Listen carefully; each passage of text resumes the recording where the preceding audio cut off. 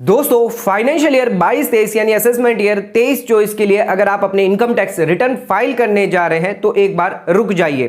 31 जुलाई 2023 आपके लिए आखिरी डेट है रिटर्न फाइलिंग के लिए, लेकिन आपको ये 5 पेनल्टीज के बारे में जानना जरूरी है। अगर आप रिटर्न फाइल करते वक्त अगर ऐसी कोई गलतियां कर देते हैं जिस वजह से इनकम टैक्स डिपार्टमेंट आपको नोटिस भेजकर आप पर पेनल्टी लगा सकता है। कुछ केसेस के अंदर तो मैंडेटरी पेनल्टी दी गई है, लेकिन कुछ केसेस के अंदर डिस्क्रिशनरी पेनल्टी है, यानी आप पर मैंडेटरी नहीं लगाई जाएगी इनकम टैक्स ऑफिसर द्वारा। तो आज के इस वीडियो के अंदर हम ऐसी 5 पेनल्टीज के बारे में डिस्कस करने जा रहे हैं जिसका नॉलेज आपको होना बहुत ही ज्यादा जरूरी है। अगर आप अपनी इनकम टैक्स रिटर्न फाइल करने, आखिरी डेट आपको सभी को पता है नॉन ऑडिट केस के लिए 31 जुलाई 2023 है। तो दोस्तों आइए स्टार्ट करते अपने वीडियो को। चैनल पर नए तो सब्सक्राइब कर लीजिए और बेल आइकन पर नोटिफिकेशन पे क्लिक कर लीजिए ताकि आपको आने वाले सभी नोटिफिकेशन रिगार्डिंग हमारे वीडियोस रेगुलरली मिलते रहे। आइए स्टार्ट करते अपने वीडियो को बिना देरी करते हुए।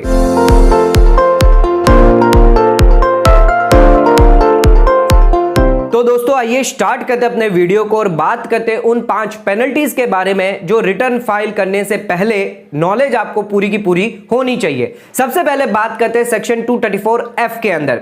अगर आप अपनी इनकम टैक्स रिटर्न जो है वो within the due date file नहीं करते, यानी एज पर सेक्शन 139(1) के अंदर अगर आप फाइल नहीं करते, जो आपकी फाइनेंशियल ईयर 22-23 यानी असेसमेंट ईयर 23-24 के लिए जो ड्यू डेट है 31 जुलाई, यानी 31 जुलाई से पहले पहले अगर आप अपने इनकम टैक्स रिटर्न फाइल नहीं करते तो उस केस में आपको लेट फीस लग जाएगी 1 अगस्त से। ध्यान रखिएगा 31 जुलाई तक अगर आप अपनी इनकम टैक्स रिटर्न जो है फाइल करते हैं तो कोई भी लेट फीस आपको नहीं लगेगी, लेकिन 31 जुलाई के बाद 1 अगस्त से लेकर 31 दिसंबर तक अगर आप अपने इनकम टैक्स रिटर्न फाइल करते हैं, जिसे हम बिलेटेड इनकम टैक्स रिटर्न कहते हैं अंडर सेक्शन 139 सब सेक्शन 4 के अंदर, जिसके लिए आपको लेट फीस का प्रावधान रखा गया है। कितनी होगी लेट फीस, क्या है लेट फीस, आइए जानते हैं। सेक्शन 234F के तहत अगर आपकी इनकम जो है 5 लाख से ऊपर होती है और आप belated income tax return file कर रहे हैं तो उस केस में आपको 5000 की लेट फीस चार्ज होगी।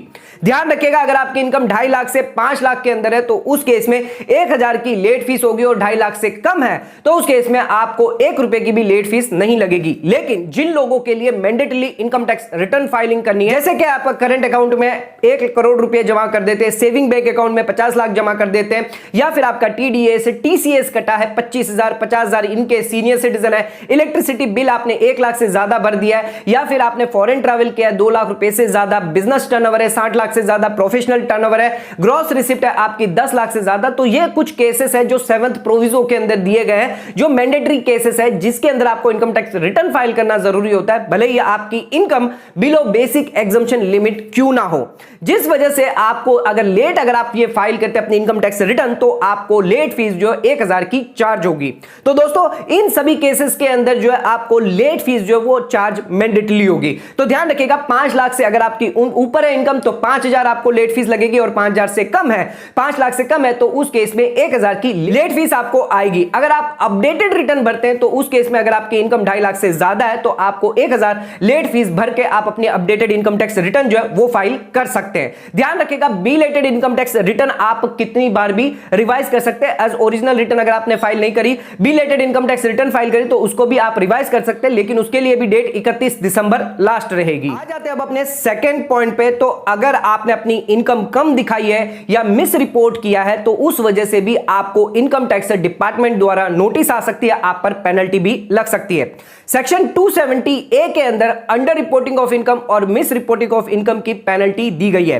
क्या है अंडर रिपोर्टिंग ऑफ इनकम? अगर आपने अपनी इनकम कम दिखाई है तो उस केस में आपको 50% जो भी आपका टैक्स पेबल निकल के आता है उस इनकम पर आपको लग जाएगा। मान के चलिए 1 लाख का आपका टैक्स है तो उस पर 50% यानी 50,000 आपको पेनल्टी चुकानी पड़ सकती है। लेकिन अगर आपकी अंडर रिपोर्टिंग हुई है ड्यू टू मिस रिपोर्टिंग के वजह से, मिस रिपोर्टिंग के मतलब आपने अपनी बुक्स ऑफ अकाउंट के अंदर सेल या कोई रिसिप्ट है वो नहीं दिखाई, या खर्चा दिखाया पर उसके कोई भी एविडेंसेस आपके पास नहीं है, आपने कोई भी इन्वेस्टमेंट इन्वेस्टमेंट नहीं दिखाया, फेलियर हुए हैं बुक्स ऑफ अकाउंट के अंदर दिखाने के लिए, या फिर आपने कोई भी एक्सपेंडिचर जो है वो एक्सेस क्लेम कर लिया है अपनी इनकम को कम करने के लिए, या कोई गलत एंट्री अपने बुक्स ऑफ अकाउंट के अंदर डाल दी है, तो जिस वजह से आपकी इनकम जो है वो मिस रिपोर्ट यानी अंडर रिपोर्टिंग हुई है और मिस रिपोर्टिंग आपने करी है, तो उस केस में आपको 200% की पेनल्टी लग सकती है। 200% जो भी आपका टैक्स पेबल निकल के आता है, 1 लाख का टैक्स पेबल है तो उस केस में आपको 2 लाख रुपए की पेनल्टी चुकानी पड़ सकती है। अगर आप मिस रिपोर्ट करते हैं, अपनी इनकम कम दिखाते हैं या गलत तरीके से अंडर रिपोर्टिंग कर देते हैं, तो उस केस में आपको भारी पेनल्टी लग सकती है। आइए आ जाते हैं अपने थर्ड पेनल्टी पर। बुक्स ऑफ अकाउंट अगर आप मेंटेन नहीं करते तो उस केस में भी आपको पेनल्टी लग सकती है। अगर आप ऑडिटेड केस के अंदर नहीं है, यानी आपका टर्नओवर 1 करोड़ से ज्यादा है, 10 करोड़ के अंदर है या 1 करोड़ से कम है, तो आप ऑडिट नहीं करवाना चाहते 44AB के अंदर, तो उस केस में अगर आप बुक्स ऑफ अकाउंट मेंटेन करते हैं, डॉक्यूमेंट्स मेंटेन करते हैं और अगर आप फेलियर हो जाते हैं उनको मेंटेन करने में, ध्यान रखिएगा सेक्शन 44AA के अंदर आपको बुक्स ऑफ अकाउंट मेंटेन करने होते हैं, जिस वजह से आपको पेनल्टी लग सकती है। कितनी अमाउंट की पेनल्टी है? 25,000 रुपए। अगर आप अपने बुक्स ऑफ अकाउंट मेंटेन नहीं करते, उसको रिटेन करके नहीं रखते, तो उस केस में इनकम टैक्स डिपार्टमेंट द्वारा आपको 25,000 रुपए तक की पेनल्टी लगा सकता है। अब अपने फोर्थ पॉइंट पे, तो अगर आपने अपने बुक्स ऑफ अकाउंट में अगर कोई गलत एंट्री दिखा दी, किसी से बिल्स ले लिए, किसी से इनवॉइस ले लिए, सप्लाई ले ली जो अदर पर्सन से एक्चुअल सप्लाई नहीं है, या फिर वो पर्सन एग्जिस्ट ही नहीं करता लेकिन आपने बिल्स ले लिए, एक्सपेंडिचर दिखा दिया, इन्वेस्टमेंट दिखा दिया, तो उस केस में अगर आप फॉल्स एंट्री दिखाते हैं या फिर अपनी इनकम टैक्स लायबिलिटी को बचाने के लिए कुछ इनकम को ओमिट करते हैं, फॉल्स ओमिटेशन करते हैं, तो उस केस में आपको भारी पेनल्टी लग सकती है। ना ही सिर्फ आप पर बल्कि उस पर्सन पर भी जो आपको फॉल्स एंट्री दे रहा है। कितनी पेनल्टी लगेगी? तो 100%, जितना भी आपने फॉल्स एंट्री दी है या जितनी भी आपने ओमिशन किया इनकम टैक्स इवेजन करने के लिए, उतना 100% जो है वो आपको पेनल्टी लग जाएगी। तो ध्यान रखिएगा, अगर आप फॉल्स एंट्री दिखाते हैं, फॉल्स एक्सपेंडिचर के एविडेंसेस अगर आप दिखाते हैं, एक्सपेंडिचर आपने क्लेम किया उसके कोई भी फॉल्स डॉक्यूमेंट्री एविडेंसेस अगर आप दिखा देते हैं, तो उस केस में अगर वो प्रोसीडिंग के टाइम पकड़े जाते हैं तो आप पर पेनल्टी लग सकती है सेक्शन 271AA के अंदर। आ जाते हैं अब अपनी आखिरी पेनल्टी पे, सेक्शन 271B के अंदर।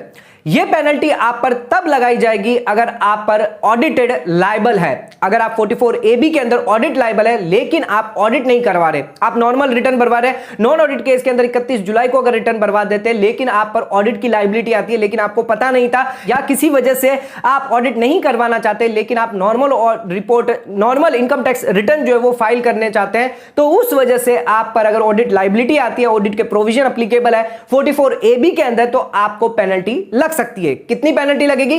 0.5% ऑफ टोटल जो भी आपके सेल है, ग्रॉस रिसिप्ट है, बिजनेस के केस में अगर ग्रॉस रिसिप्ट है, इन प्रोफेशन के केस के अंदर, या फिर 1.5 लाख रुपए, विच एवर इज लोअर, यानी जो भी लोअर होगा मैक्सिमम आपको 1.5 लाख तक की पेनल्टी लग सकती है। तो ध्यान रखिएगा, अगर आप ऑडिट नहीं करवाते तो उस केस में सेक्शन 271B के अंदर पेनल्टी का प्रावधान दिया गया है। इस वीडियो के अंदर हमने 5 ऐसी पेनल्टी देखी इनकम टैक्स रिटर्न अगर आप फाइल करने जा रहे हैं फाइनेंशियल ईयर 22-23, असेसमेंट ईयर 23-24 के लिए 31 जुलाई से पहले।